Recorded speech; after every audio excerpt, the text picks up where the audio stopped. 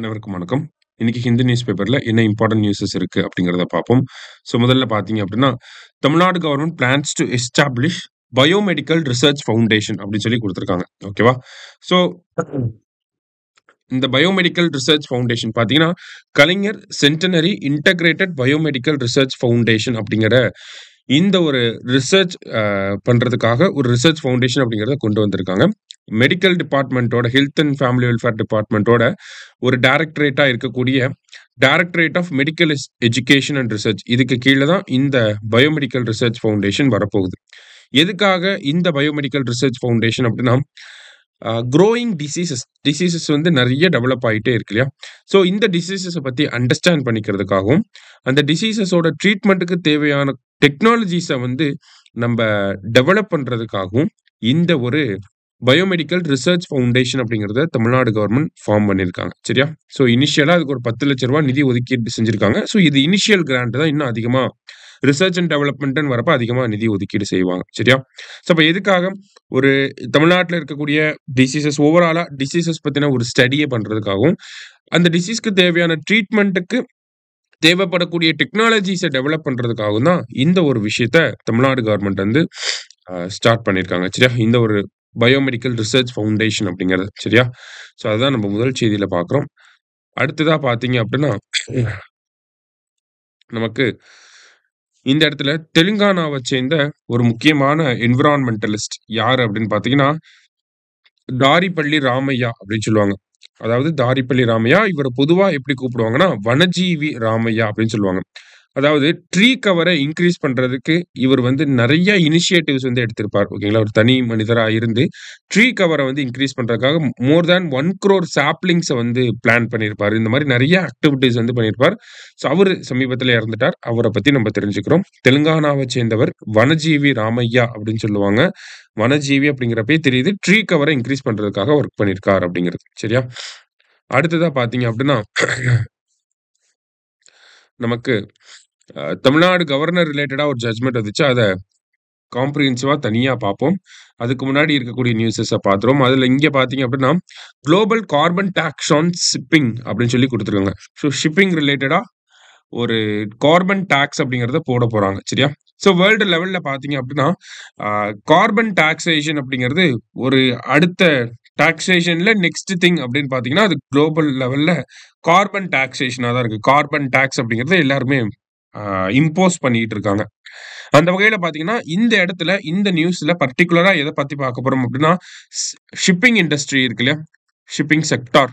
So இந்த shipping sector மேல ஒரு கார்பன் டாக்ஸ் அப்படிங்கிறத போட போறாங்க. ஓகேவா?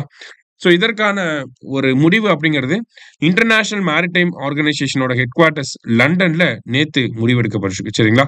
ஸோ இந்தியாவும் இந்த global carbon tax on shipping அதுக்கு வந்து சப்போர்ட் பண்ணியிருக்காங்க. அதுக்கு ஃபேவரா நம்ம வோட் பண்ணியிருக்கோம். ஓகேவா? ஸோ என்ன ஒரு விஷயம் அப்படின்னு பார்த்தீங்கன்னா, நமக்கு இந்த கப்பல் போக்குவரத்து, கார்கோ டிரான்ஸ்போர்ட் இது எல்லாமே பார்த்தீங்கன்னா, அ பெரிய லார்ஜ் லெவல் கார்கோ டிரான்ஸ்போர்ட் எல்லாமே ஷிப்பிங் வழியா தான் நடக்குது. அப்ப அந்த ஷிப்பிங் செக்டார நம்ம டீகார்பனைஸ் பண்ணணும். ஓகேங்களா? அவங்க வெளியிடக்கூடிய அந்த கார்பன் உமிழ்வுகள கம்மி பண்ணணும். அதுக்கு அவங்க என்ன பண்ணணும்? லோ அ கார்பன் எமிட் பண்ணக்கூடிய ஃபியூயல்ஸ வந்து யூஸ் பண்ணணும். இந்த மாதிரி அவங்களோட அந்த இன்ஃப்ராஸ்ட்ரக்சர்ல கொஞ்சம் சேஞ்சஸ வந்து பண்ண வேண்டியது இருக்கும். ஓகேவா? ஸோ அதுக்காக தான் இந்த குளோபல் கார்பன் டாக்ஸ் அப்படிங்கிறத போட போறாங்க. ஷிப்பிங் செக்டார் மேல. எப்போ இருந்து அப்படின்னு பார்த்தீங்கன்னா, 2028ல இருந்து இந்த ஒரு விஷயம் நடைமுறைக்கு வரப்போகுது. சரிங்களா? ஸோ தட் நமக்கு மேரிடைம் செக்டார்ல இருந்து ரிலீஸ் ஆகக்கூடிய கார்பன் அப்படிங்கிறது நமக்கு கம்மியாக ஆரம்பிக்கும். ஓகேவா? ஸோ அந்த ஒரு விஷயத்த ப்ரமோட் பண்றதுக்காக தான் இத நம்ம பண்ண போறோம். சரியா? நம்பன்னு இல்ல வேர்ல்டு லெவல்ல இந்த ஷிப்பிங் டாக்ஸேஷன் அப்படிங்கிறது வரப்போகுது. இதுல இன்கேஸ் வந்து இப்போ ஒரு ஷிப் வந்து அதிகமான கார்பன் எமிட் பண்ணுது அப்படின்னா, அந்த எவ்வளோ கார்பன் எமிட் பண்றாங்களோ, அதுக்கேத்த மாரி அவங்க டாக்ஸ் கட்டணும். ஓகேவா? ஸோ அந்த டாக்ஸ் எதுக்கு பயன்படுத்துவாங்க அப்படின்னா, ஓவராலா கார்பன கம்மி பண்றதுக்கு தேவையான நடவடிக்கைகள்ல இம்ப்ளிமெண்ட் பண்ணுவாங்க. சரிங்களா? யூஸ் பண்ணிக்கோங்க. சரியா? ஸோ அதான் இந்த global carbon tax on shipping அப்படிங்கிறது. அடுத்ததா பார்த்தீங்க அப்படின்னா, நமக்கு ஜீனோம் இந்தியா ப்ராஜெக்ட் பத்தி குடுத்திருந்தாங்க. ஸோ பேசிக்கா ஜீனோம் இந்தியா ப்ராஜெக்ட் அப்படிங்கிறது ஹியூமனோட ஜீன ஸ்டடி பண்றதுக்காக இந்தியன் கவர்ன்மெண்ட் வந்து இத ஆர்கனைஸ் பண்ணியிருப்பாங்க. சரிங்களா? அததான் ஜீனோம் இந்தியா ப்ராஜெக்ட் அப்படின்னு சொல்லி சொல்றோம். கிட்டத்தட்ட இந்தியாவுல இருக்கக்கூடிய 10,000 பொதுமக்களோட ஜீன எடுத்து அத சீக்வென்ஸ் பண்றது தான் இந்த ஜீனோம் இந்தியா ப்ராஜெக்ட். இதுக்கு கீழ பார்த்தீங்கன்னா, இனிஷியலி 85 பாப்புலேஷன் குரூப் வந்து இன்க்ளூட் பண்ணியிருந்திருப்பாங்க. இதுல 32 வந்து ட்ரைபல் கம்யூனிட்டீஸ். மீதி இருக்கக்கூடிய 53 பார்த்தீங்கன்னா, நான் ட்ரைபல் கம்யூனிட்டீஸா வந்து இருந்திருப்பாங்க. அதுக்கப்புறமா இப்ப ஃபைனல் ரிசர்ச் வரப்ப இந்த 85 அப்படிங்கிறது 83ஆ மாறியிருக்கும். 30 ட்ரைபல் அண்ட் 52 நான் ட்ரைபல் 53 நான் ட்ரைபல் கம்யூனிட்டீஸ் வந்து இருந்திருப்பாங்க. ஸோ இதுல இருக்கக்கூடிய 9772 பேரோட ஜீன வந்து தனியா நம்ம சீக்வென்ஸ் பண்ணி வச்சிருக்கோம். இதுல மேல் பார்ட்டிசிபென்ட் எவ்வளோ, ஃபீமேல் பார்ட்டிசிபென்ட் எவ்வளோ அப்படின்னு சொல்லி குடுத்திருக்காங்க. 2020ல ஸ்டார்ட் பண்ண இந்த ப்ராஜெக்ட்ட நம்ம இப்போ கம்ப்ளீட் பண்ணி வச்சிருக்கோம். இந்தியன் பயாலஜிக்கல் டேட்டா சென்டர் அப்படிங்கிற ஒரு அமைப்பு இருக்கு. ஓகேங்களா? ஒரு டேட்டா சென்டர் இருக்கு. எங்கன்னா ஃபரிதாபாத் அப்படிங்கிற சிட்டில இருக்கு. அங்க தான் இந்த சீக்வென்ஸ் ஹியூமன் ஜீனோமோட டேட்டா எல்லாமே ஸ்டோர் பண்ணி வச்சிருக்கோம். எதுக்காக இந்த ஹியூமன் ஜீனோம் டேட்டா நமக்கு தேவைப்படுது அப்படின்னு பார்த்தோம்னா, இந்தியால பல்வேறு பாப்புலேஷன் குரூப்ஸ் வந்து இருக்கு. நார்த் ஈஸ்ட்ல ஒரு மாரி இருப்பாங்க. ஜம்மு அண்ட் காஷ்மீர் ரீஜியன்ல ஒரு மாரி இருப்பாங்க. ஈஸ்டர்ன் இந்தியால ஒரு மாரி, வெஸ்டர்ன் இந்தியால ஒரு மாதிரி, சவுத் இந்தியால நம்ம ஒரு மாதிரி, இந்த மாரி பல்வேறு டிஃபரெண்ட் டைப்ஸா வந்து இருக்கும். ஓகேங்களா? இப்போ ஒவ்வொருத்தருக்கும் ஒவ்வொரு பாப்புலேஷன் குரூப்க்கும் ஜெனடிக் வேரியேஷன் அப்படிங்கிறது இருக்கும். ஒவ்வொரு பாப்புலேஷனுக்கும் ஜெனடிக் வேரியேஷன் இருக்கனால, அவங்களுக்கு ஏற்படக்கூடிய ஜெனடிக் டிசீசஸ்லயுமே நெறைய வேரியேஷன் இருக்கு. அப்ப ஹியூமன் ஜீனோம நம்ம சீக்வென்ஸ் பண்ணி வைக்கிறது மூலியமா என்ன பண்ண முடியும்னா, அந்தந்த பாப்புலேஷன் குரூப்க்கு எதனால இந்த ஜெனடிக் டிஸார்டர் வருது? அது எப்படி நம்மனால சரி பண்ண முடியும்? இந்த மாதிரியான ஒரு டயக்னோசிஸ்க்கு வந்து ரொம்ப ஹெல்ப்ஃபுல்லா இருக்கும். ஓகேங்களா? ஸோ அதுக்காக தான் இந்த ஹியூமன் ஜீனோம் ப்ராஜெக்ட் அப்படிங்கிறத இந்தியன் கவர்ன்மெண்ட் பண்ணியிருப்பாங்க. அந்த ப்ராஜெக்ட் பேர் என்னன்னா, ஜீனோம் இந்தியா ப்ராஜெக்ட் 2020ல ஸ்டார்ட் பண்ணியிருந்திருப்பாங்க. சரியா? ஸோ நெக்ஸ்ட் பார்த்தீங்க அப்படின்னா, நம்ப கவர்னர் ரிலேட்டடா வந்த ஜட்ஜ்மென்ட் பத்தி இங்க காம்ப்ரிஹென்சிவா குடுத்திருக்காங்க. ஸோ ஆல்ரெடி பார்த்த விஷயங்கள் தான் இன்னொரு தடவ நம்ம ரீகால் பண்ணிடுவோம். சரிங்களா? ஸோ ஏப்ரல் 8 அப்போ நமக்கு இந்த கவர்னர் ரிலேட்டடான ஜட்ஜ்மென்ட் வந்துச்சு. ஓகேவா? யார் அந்த ஜட்ஜஸ் அப்படின்னு பார்த்தோம்னா, ஜட்ஜ்மென்ட்ட குடுத்த ஜட்ஜஸ் பேர் என்னன்னா, J P. Pardiwala and then R. Mahadevan. இவங்க 2 பேரும் தான் இந்த ஜட்ஜ்மென்ட்ட குடுத்திருக்காங்க. ஜட்ஜ்மென்ட்ல என்ன சொல்லியிருந்தாங்க அப்படின்னு பார்த்தோம்னா, ஒரு 2, 3 டைம் லைன் அப்படிங்கிறத ஃபிக்ஸ் பண்ணியிருந்தாங்க. ஃபர்ஸ்ட் திங் என்ன அப்படின்னா, ஒரு ஸ்டேட் கவர்ன்மென்ட் ஒரு பில்ல பாஸ் பண்ணி, அத கவர்னர் கையில குடுக்குறாங்க. ஓகேங்களா? அண்ட் தென் ஸ்டேட் கவர்ன்மென்ட்டே என்ன பண்றாங்கன்னா, இந்த பில்ல கவர்னர் கிட்ட வித்ஹோல்ட் பண்ணுங்க அப்படின்னு சொல்றாங்க. அல்லது இந்த பில்ல நீங்க பிரசிடென்ட்க்கு அனுப்புங்க அப்படின்னு சொல்லி ஸ்டேட் கவர்ன்மென்ட்டே அட்வைஸ் பண்றாங்க அப்படின்னா, அது கவர்னர் 30 நாளுக்குள்ள பண்ணணும். சரியா? அடுத்தது இன்கேஸ் ஸ்டேட் கவர்ன்மென்ட் பில்ல பாஸ் பண்ணி கவர்னர் கைக்கு வந்துருச்சு. ஓகேங்களா? இப்ப கவர்னர் என்ன பண்றாருன்னா, ஸ்டேட் கவர்ன்மென்ட்டோட அட்வைஸ்க்கு அகைன்ஸ்ட்டா அத ரிட்டர்ன் பண்றாரு. இல்ல ஸ்டேட் கவர்ன்மென்ட்டோட அட்வைஸ்க்கு அகைன்ஸ்ட்டா பிரசிடென்ட்க்கு அனுப்புறாரு அப்படின்னா, அத அவரு 3 மாசத்துக்குள்ள பண்ணணும். சரியா? 3 மந்த்ஸ்க்குள்ள பண்ணணும். அடுத்தது இன்கேஸ் அவரு இப்ப ரிட்டர்ன் பண்ணிட்டாரு. பில்ல ரிட்டர்ன் பண்ணிட்டாரு. மறுபடியும் அந்த அசெம்பிளி பில்ல பாஸ் பண்ணி கவர்னர் கைக்கு குடுக்குறாங்க அப்படின்னா, அதுக்கு அவரு கட்டாயம் ஒப்புதல் அளிச்சாகணும். சரிங்களா? He must ascent. அது எவ்வளவு நாளைக்குள்ள பண்ணணும் அப்படின்னா, 30 நாளைக்குள்ள அத பண்ணியாகணும். சரிங்களா? அடுத்ததா கவர்னர் அவர்கிட்ட வரக்கூடிய மசோதாவ ஃபர்ஸ்ட் டைம் வர்றது. ஓகேங்களா? மசோதா பில் வந்து அவர்கிட்ட வருது.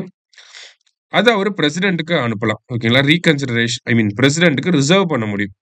அப்படி பிரசிடென்ட்க்கு ரிசர்வ் பண்றப்ப, பிரசிடென்ட் இந்த மசோதா மேல 3 மாசத்துக்குள்ள ஒரு முடிவு எடுக்கணும். ஒப்புதல் தரலாமா? வேண்டாமா? அப்படின்னு சொல்லி. இன்கேஸ் ஒப்புதல் தந்துட்டாரு அப்படின்னா, அது ஆக்ட்டா மாறிடும். ஒப்புதல் தராம போயிட்டாரு அப்படின்னா, இந்த ஒரு முடிவுக்கு எதிரா ஸ்டேட் கவர்ன்மென்ட் சுப்ரீம் கோர்ட்ல கேஸ் போட முடியும். ஓகேங்களா? ஸ்டேட் கவர்ன்மென்ட் சுப்ரீம் கோர்ட்ல கேஸ் போட முடியும். அதே மாரி ஒரு பில்லு கவர்னருக்கு வருது. கவர்னர் அத பிரசிடென்ட்க்கு அனுப்புறாரு. பிரசிடென்ட்க்கு அனுப்புறப்ப, பிரசிடென்ட் வந்து ஆர்டிகிள் 143 யூஸ் பண்ணி சுப்ரீம் கோர்ட் கிட்ட அட்வைஸ் வேணும்னா கேட்டுக்கலாம். ஓகேங்களா? ஏன் அப்படின்னு பார்த்தீங்கன்னா, ஒரு கவர்னருக்கு இந்த பவர் கிடையாது. ஓகேவா? கவர்னருக்கு வந்து சுப்ரீம் கோர்ட்க்கு அனுப்பி அட்வைஸ் கேட்கக்கூடிய பவர் கிடையாது. அப்ப பிரசிடென்ட்க்கு அந்த பவர குடுக்குறாங்க. ஆல்ரெடி அந்த பவர் இருக்கு. ஸ்டேட் கவர்ன்மென்ட் ஒரு பில்ல அனுப்புறாங்க. அது கவர்னர் கைக்கு போகுது அப்படின்னா, கவர்னர் வந்து ஹை கோர்ட்டுக்கோ, சுப்ரீம் கோர்ட்டுக்கோ அனுப்பி அந்த பில் மேல அட்வைஸ் கேட்க முடியாது. அப்ப அது பிரசிடென்ட் கைக்கு போறப்ப, பிரசிடென்ட் வேணும்னு நெனைச்சாரு அப்படின்னா, மாநில அரசாங்கம் இயற்றின சட்டத்துக்கு ஒரு அட்வைஸ கேட்க முடியும். இது ஏதாவது அன்கான்ஸ்டிடியூஷனலா இருக்கா? இல்லையா? அப்படிங்கிறத பார்த்து சொல்லுங்க. அந்த மாதிரி. சரியா? ஸோ இந்த ஒரு நடைமுறைய பொறுத்தவரைக்கும் பார்த்தீங்கன்னா, ஸ்ரீலங்கால இந்த ஒரு பிராக்டிஸ பண்றாங்க. நம்ப பிரசிடென்ட்டுமே இந்த பிராக்டிஸ பண்ணலாம் அப்படின்னு சொல்லி ஜட்ஜ்மென்ட்லயே இத கோட் பண்ணியிருந்திருப்பாங்க. ஸ்ரீலங்காவோட பிராக்டிஸ. சரிங்களா? வேற என்னெல்லாம் இந்த தீர்ப்புல சொல்லப்பட்டிருக்கு அப்படின்னா, ஒரு பில் வருது. அத கவர்னர் என்ன பண்றாருன்னா, ரிட்டர்ன் பண்றாரு மறுபடியும். அசெம்பிளிக்கே ரிட்டர்ன் பண்றாரு. ஓகேங்களா? ரிட்டர்ன் பண்ணிட்டு மறுபடியும் அசெம்பிளி அத பாஸ் பண்ணி கவர்னருக்கு வரப்ப, கவர்னர் அதுக்கு ஒப்புதல் மட்டும் தான் அளிக்கணும். அத போய் மறுபடியும் பிரசிடென்ட்க்கு ரிசர்வ் பண்ணி வைக்கக்கூடாது அப்படிங்கிறதையும் சொல்லியிருக்காங்க. சரியா? ஸோ இந்த மாதிரி ஒரு டைம் லிமிட்ட நமக்கு ஃபிக்ஸ் பண்ணி குடுத்துருக்காங்க. இந்த டைம் லிமிட்ட பொறுத்தவரைக்கும் பார்த்தீங்கன்னா, கவர்னருக்கும் டைம் லிமிட் இருக்கு. பிரசிடென்ட்க்குமே டைம் லிமிட் இருக்கு. 3 மாசம் குடுத்துருக்காங்க. அது ரிகார்டிங் ஸ்டேட் அசெம்பிளி பாஸ் பண்ணக்கூடிய பில்ஸ் அப்படின்னு. சரியா? ஸோ இந்த மாதிரி முக்கியமான விஷயங்கள வந்து இந்த தீர்ப்புல நமக்கு சொல்லியிருந்தாங்க. ஸோ அததான் கன்சாலிடேட்டடா பார்த்திருக்கோம். மத்த இடத்துல பிரிச்சு, பிரிச்சு குடுத்திருந்தாங்க. அத நம்ம கன்சாலிடேட்டடா பார்த்திருக்கோம். சரிங்களா? இதான் இங்கேயுமே சொல்லியிருக்காங்க. ஸோ அதே மாரி இந்த ஜட்ஜ்மெண்ட்ட கோட் பண்றப்ப, சுப்ரீம் கோர்ட் ஃபர்ஸ்ட் பிரசிடென்ட் என்ன பண்ணாரு? அவரோட ஸ்ட்ரகிள் என்ன ஆச்சு? அப்படிங்கிறதையும் சொல்லியிருக்காங்க. ஃபர்ஸ்ட் பார்த்தீங்கன்னா, ஹிந்து கோட் பில் அப்படிங்கிறது 1951ல பிரசிடென்ட்டோட கைக்கு போயிருக்கும். ராஜேந்திர பிரசாத் அவர்கள் கைக்கு வந்து போயிருக்கும். சரிங்களா? அவர் வந்து என்ன பண்ணியிருப்பாருன்னா, அப்போதைக்கு இருந்த கேபினட்டோட அட்வைஸ்க்கு அகைன்ஸ்டா நான் வந்து ஒப்புதல் தரமாட்டேன். இல்ல ஒரு சில பிரச்சனைகள் இருக்கு அப்படிங்கிறத வந்து சொல்லியிருப்பார். ஓகேங்களா? வித்ட்ரால் பண்ண போறேன் அப்படிங்கிறத சொல்லியிருப்பார்.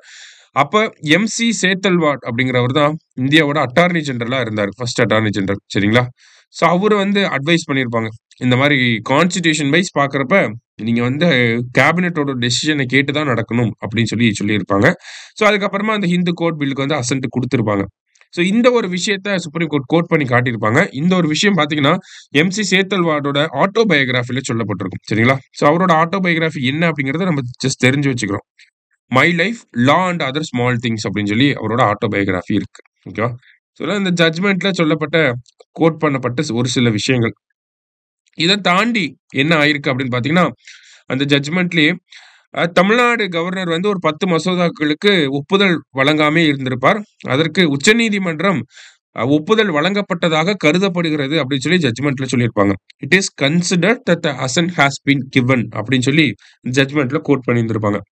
ஸோ இதனால என்ன ஆயிருக்கு அப்படின்னு பார்த்தோம்னா, தமிழக அரசாங்கம் அந்த பெண்டிங்ல இருந்த 10 மசோதாக்களுக்கும் இப்ப சட்ட வடிவாக அறிவிக்கப்பட்டிருக்கு. தமிழ்நாடு கவர்மெண்ட்டும் பார்த்தீங்கன்னா, கெசெட்ல வெளியிட்டுட்டாங்க. அப்ப இந்தியாவோட வரலாற்றிலே இதுவரைக்கும் பார்த்தீங்க அப்படின்னா, ஒரு மாநில அரசாங்கம் ஒரு மசோதாவ நிறைவேற்றி, அந்த மசோதா கவர்னரோட கையெழுத்தும் இல்லாம, பிரசிடென்ட்டோட கையெழுத்தும் இல்லாம, உச்சநீதிமன்றத்தோட முடிவின் பேர்ல சட்டமா மாறுறது இதுதான் முதல் முறையா. ஸோ இந்த 10 சட்டங்கள் தான் கவர்னரோட அசென்ட்டும் இல்லாம, பிரசிடென்ட்டோட அசென்ட்டும் இல்லாம முதல் முறையா சட்டமா வந்திருக்கு. ஸோ அந்த ஒரு ஹிஸ்டாரிக்கல் திங்கும் நடந்திருக்கு. சரிங்களா? ஸோ இது எல்லாமே பார்த்தீங்கன்னா, அந்த ஜட்ஜ்மெண்ட் ரிலேட்டடா இருக்கக்கூடிய விஷயங்கள். அததான் நம்ம கடைசியா பார்த்திருக்கோம். இன்னைக்கு செய்தித்தாள்ல இருந்து முக்கிய செய்திகள பார்த்திருக்கோம். நன்றி. சுரேஷ் IAS அகாடமி வெற்றியின் முகவரி.